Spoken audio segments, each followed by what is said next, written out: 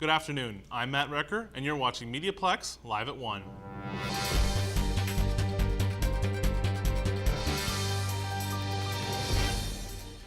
Windsor police have released images of a suspected bank robber. According to police, on April 23rd at approximately 3:30 p.m., an unidentified male entered the CIBC Bank on Huron Church Road. The suspect demanded money from a teller, claiming to have a gun. The man is said to be a white male, early 20s, wearing a hooded sweatshirt and dark pants. Anyone with information are asked to call Windsor Police at 519-255-6700 or call Crime Stoppers. The provincial budget has been announced, and many Ontarians are happy to see no cuts and only one new tax. The beer and wine tax that has been included in the budget will net a penny from every bottle sold. The $139.9 billion budget will rely on targeted savings and steady economic growth, according to Financial Minister Charles Sousa. Sousa says Ontario's economy is expected to grow by 2.7% this year, leading to a stronger dollar and lower oil prices. A local church on Riverside is about to have a resurrection. Businessman and entrepreneur Larry Horowitz has purchased Our Lady of the Rosary Church and will be financing its revival.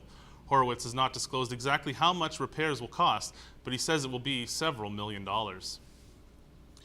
Drug use is a huge problem in our society, and the consequences of using can be severe. We have to warn you, the following story may be graphic. Sean Garrity reports. I went to the hospital, and I would say within 7 days from when it first showed up, I was waiting for surgery to get my leg amputated. This is a 32-year-old Windsor woman who we've agreed to call Jenny. She asked that we not show her face or mention her real name.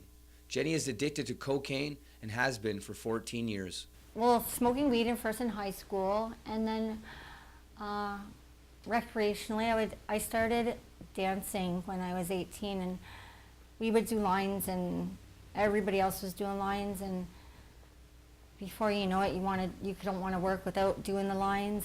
The cocaine she used, like most coke found in Canada, is diluted with levamisole. The cutting agent over time caused her to develop vasculitis, which eventually led to her leg being removed. We know that the levamisole causes the vasculitis, and the vasculitis causes a very characteristic eruption throughout the body on the skin, great big red patches which become ulcers. It can cause sudden blindness, and it can affect the larger vessels, not just the small ones. The dangerous mixture of levamisole primarily comes from Colombia. The Windsor police are not yet familiar with this, but they do know why it would be used. One of the things that makes drugs so dangerous is that drugs on the street is that people cut them with various materials or chemicals to produce more quantity, right, so that they'll have more product to sell. The police say cocaine is still a problem, but more often than not, they are dealing with crystal meth. Take a little bit of my fentanyl for 1 second. Well, crystal meth is not one of Jenny's drugs of choice. In addition to cocaine, she also uses fentanyl and numerous other narcotics. Yeah, I still do coke, and it's so stupid. It sounds ridiculous. It's just that I feel really depressed sometimes. If Jenny's survival depends on her getting off drugs, the chances are slim. You know, drug addiction, it's a disease.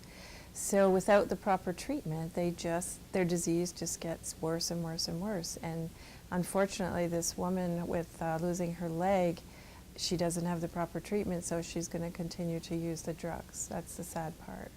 I just wish I knew beforehand that I knew about this, and I just hope that people know that if you do coke, there's so much more to it now.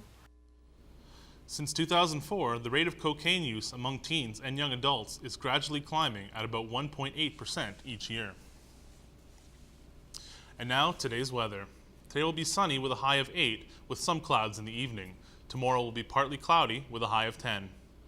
This will be our last Live at 1 broadcast until the next semester in the fall. We would like to thank everybody who has watched us grow as journalists throughout the year.